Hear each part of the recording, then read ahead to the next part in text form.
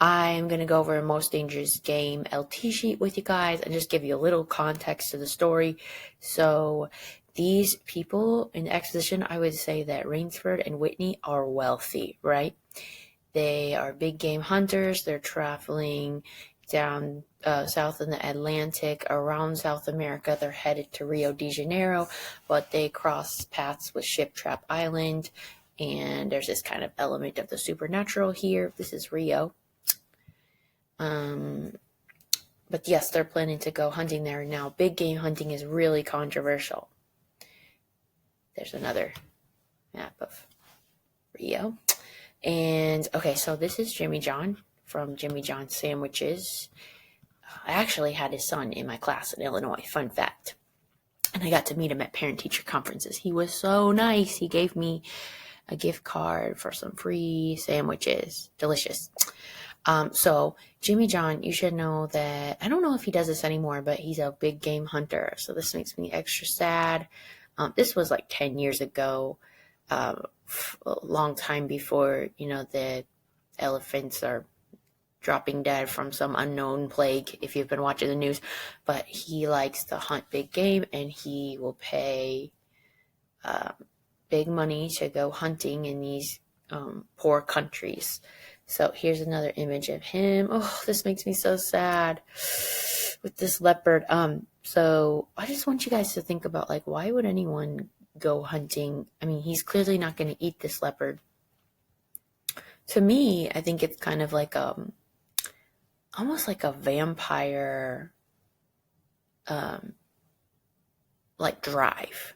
So like the more powerful life forms you consume, the more powerful you are. And in the story, General Zaroff has lots of animal heads, and I always find them kind of creepy staring back at you. But basically, I just wanted to go through that and tell you guys about that. And you guys are making a slideshow. I just want to make sure you guys all understand that you are making a slideshow. You're splitting it with a partner. Here is my sample slideshow. Now, you guys should change your names on here, right? You need to put your name and your partner's name. And it would be great if you put class period as well. That'd be awesome. You're going to make your own hunting meme, or you're going to find one that's appropriate for school.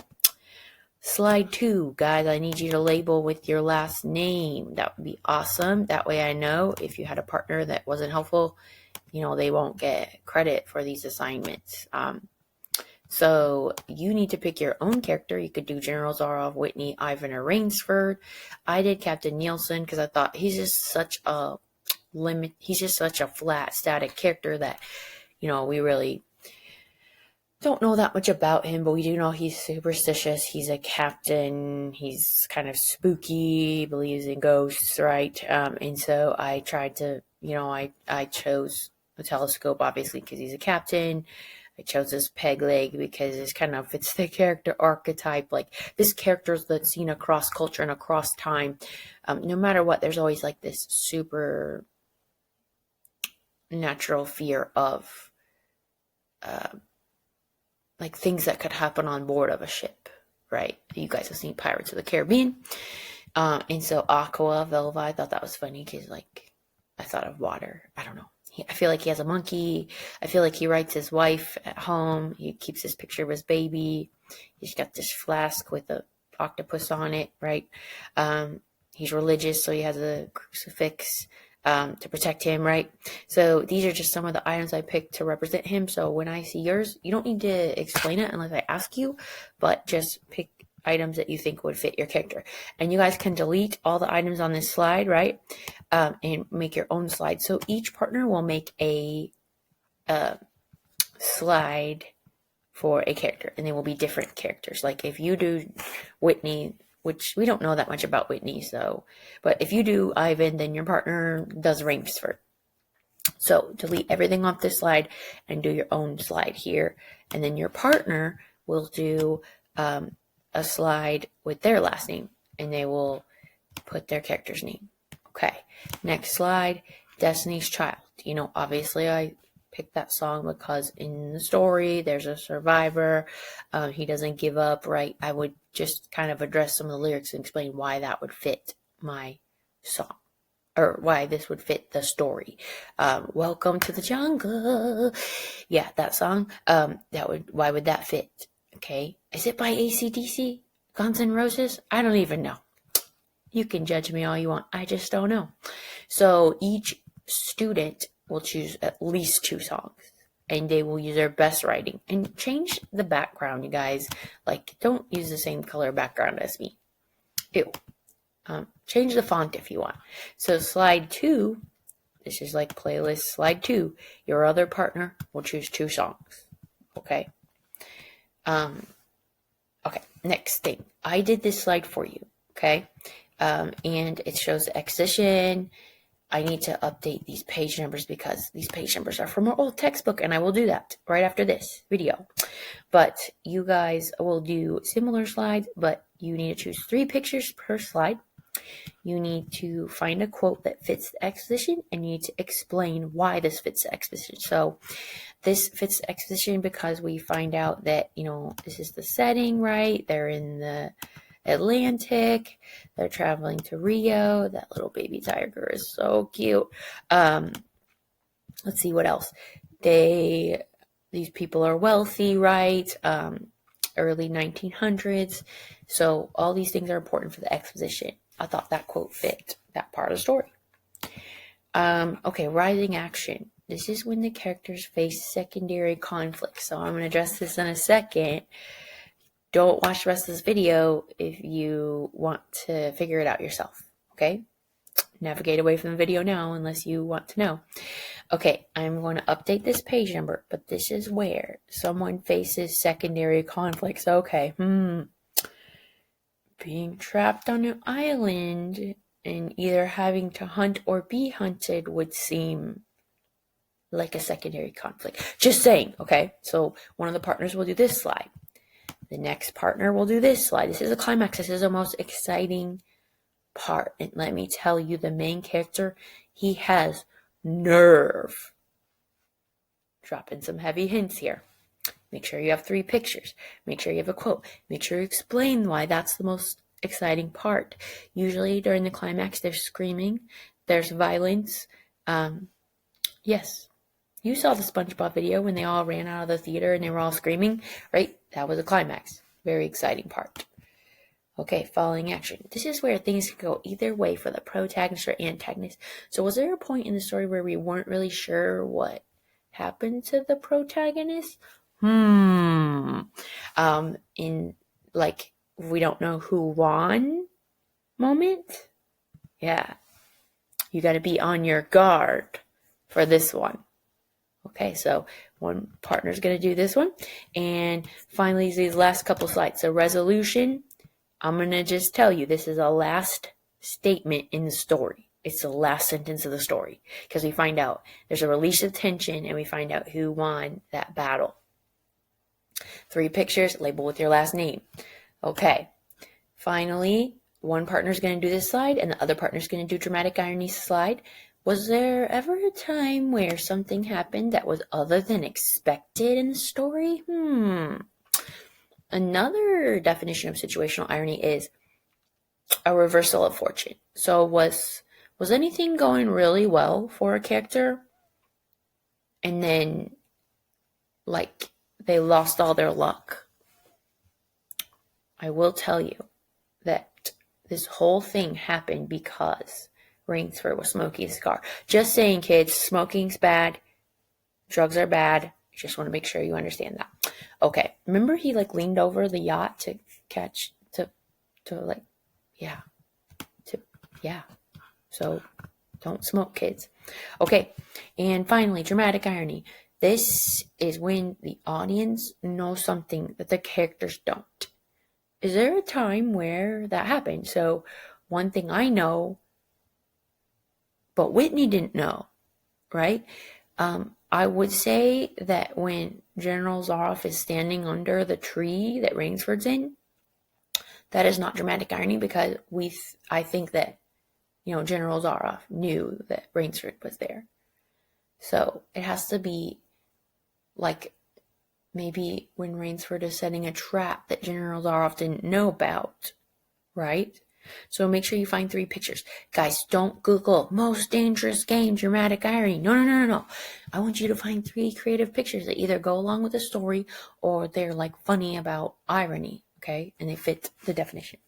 And then you are finished with your slideshow. And there's going to be a rubric on Canvas. Watch out for that. I will post that. And there will be a place for you to turn it in. So just get ready. Make sure you get it done on time, okay? Let me know if your partner's not doing anything. Let Mrs. Heil know if your partner's not doing anything immediately. If it's awkward, email us and tell us what class period. She should be circulating the room and helping you, right? And me too. I'm here for you. Just email me and let me know. Okay. Let me go over this LT sheet as fast as I can. Whoops. You don't need to see all that. Stop looking at all my stuff. Just kidding. Okay. Most dangerous game. It's not on page 54. It's on page 333 or something like that. Okay, let me move this. Exposition. We already mentioned this, right? Big game hunting. Make sure your LT sheet reflects all of these facts, okay? Rising action. This is where the character either has to hunt or be hunted. Climax. This is like the moment before he jumps, right? Falling action. They have a fight. Right? A sword fight. Yeah. Resolution. Feel like I'm giving you all the answers. This is super easy. Okay, character foil. Remember where it's opposite characters or 2 similar characters with 1 difference. So if I wanted to say General Zaroff is a foil to Rainsford, that is very true. But General Zaroff thinks he is sophisticated, but he is a monster, an absolute savage. And let's see, Rainsford, he didn't care what a jaguar felt like, but he also felt like hunting humans was absolutely unscrupulous, right? Furthermore, like Rainsford and Whitney are foils, right? Whitney cares about the jaguars. He respects animals. He's a little superstitious, along with the captain. Finally, General Zaroff and Ivan are foils, right? I mean, Ivan, he doesn't speak, but he's ruthless. General Zaroff, ruthless. So you kind of have like the brains and the brawn there, I guess. Types of conflicts. You guys see these, right? Man versus nature. Remember when Rainsford nearly drowned? That was crazy. Man versus self. Always man versus self, right? Man versus supernatural. Man versus man. Am I missing some? Number 8.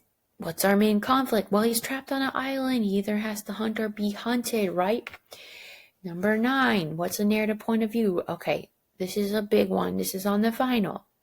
Do you notice how we find out only Rainsford's thoughts when he's like running from General Zaroff in the jungle? Yeah. That adds suspense to the story. So I hope you guys can read my handwriting. It is a limited third-person narrator. When you have this type of narrator, you're only privy to some of the character's thoughts. And pay special attention to when Rainsford is in the tree. You only get Rainsford's thoughts. You only find out that General Zaroff purposely blows a puff of smoke into Rainsford's direction. We don't know if General Zaroff actually knows he's there, but we get this sneaking suspicion that he knows. But it's just adding so much suspense, so much tension. Oh my gosh. Okay, going on to 10. There are 4 purposes for writing, guys. To entertain, to inspire / teach a lesson, to inform, to persuade. To inform and persuade, no. This is very entertaining. This is very suspenseful, right? Does this teach a lesson? If you're going to say it taught a lesson, you'd have to have a really good argument. I don't know about that. I think this is just a suspenseful story. But I did learn a lesson that, maybe just because a person is sophisticated and wealthy does not mean that they have values. They might not have scruples. So, but I would just say to entertain. Okay, just to be safe. 11. I think that the author used elegant, sophisticated language. Sometimes the language is a little pretentious. That means like putting on airs, trying to act like one is really fancy. Okay. Being pretentious means that you are talking about Remember when General Zaroff is like, it's like finding a snuff box in a limousine. My dear Rainsford, I'm going to listen to Madama Butterfly. Okay, that's what I'm talking about. Pretentious, right?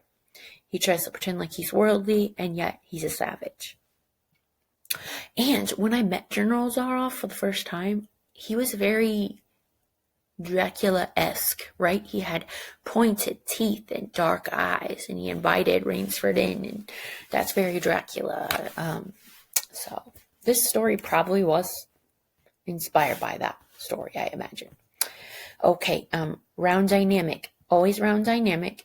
Round means complex. Dynamic means they change psychologically. So Rainsford, yes, he is complex. He changes psychologically, right?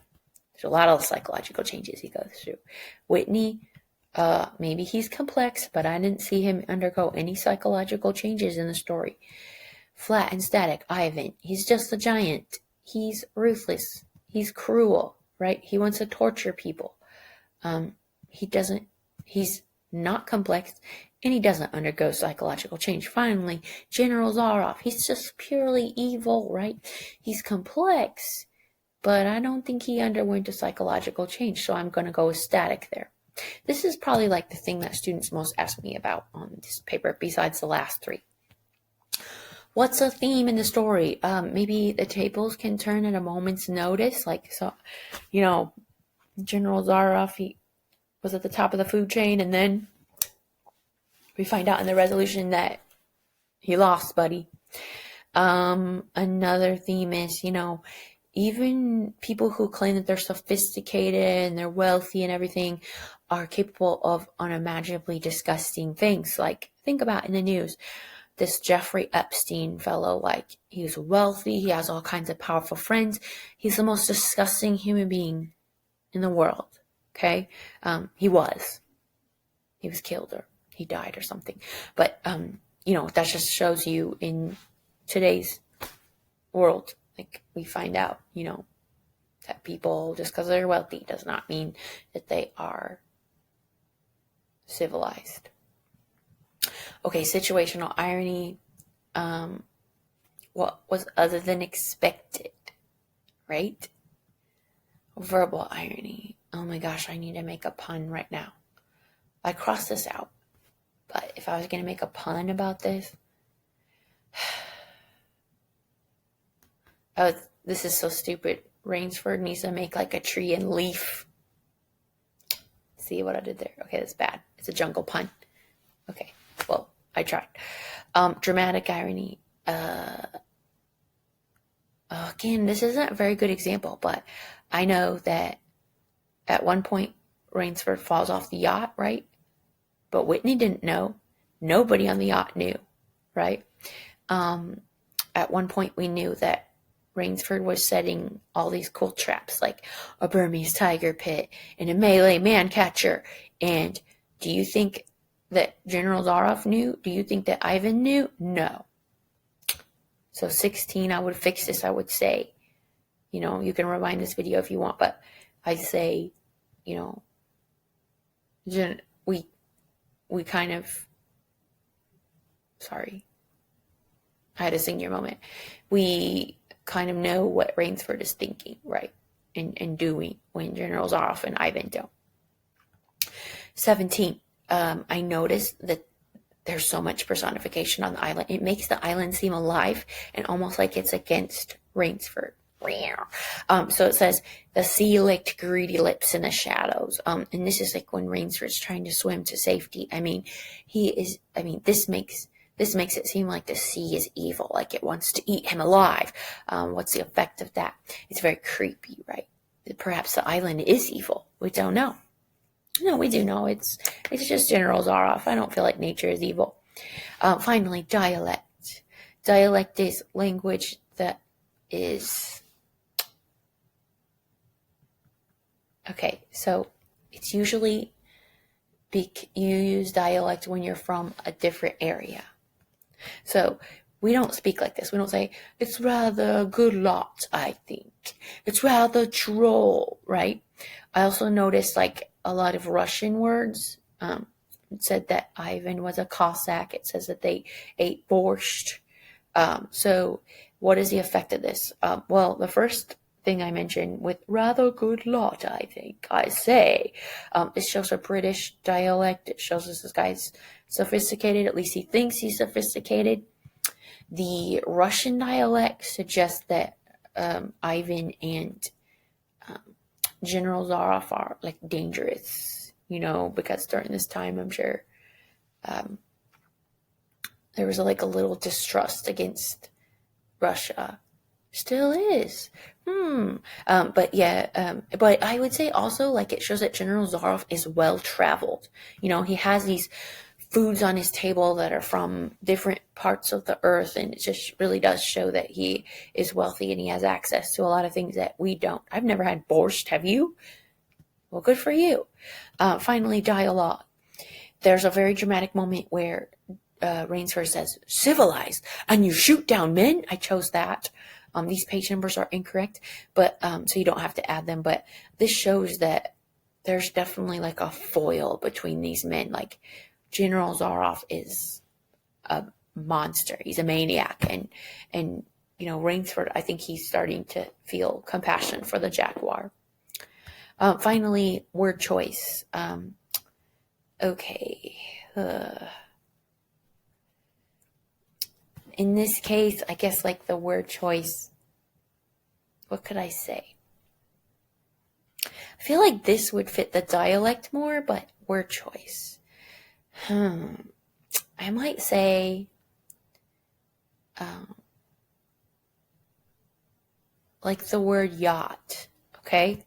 So fix number 21. Yacht. Look it up if you don't know how to spell it. Y-A-C-H-T? Is that how you spell it? I don't know. I'm going to write it down. But the word yacht versus the word boat or ark or ship. Okay? That word, what's the effect of that word? It suggests that these people are very rich. Like, I don't own a yacht. I've never been on a yacht, right? So super wealthy people have yachts. What's the effect of that? We know how powerful these people are. Okay, make sure you have this LT sheet filled out all the way and turn it in. On one side, you should have a key. On the other side, you should have this, right? And make the changes I said down here, right? Make sure borscht is up here. Make sure this says yacht or something like that versus ship or ark or boat, okay? Fix that for me. Rewind this video if you didn't understand.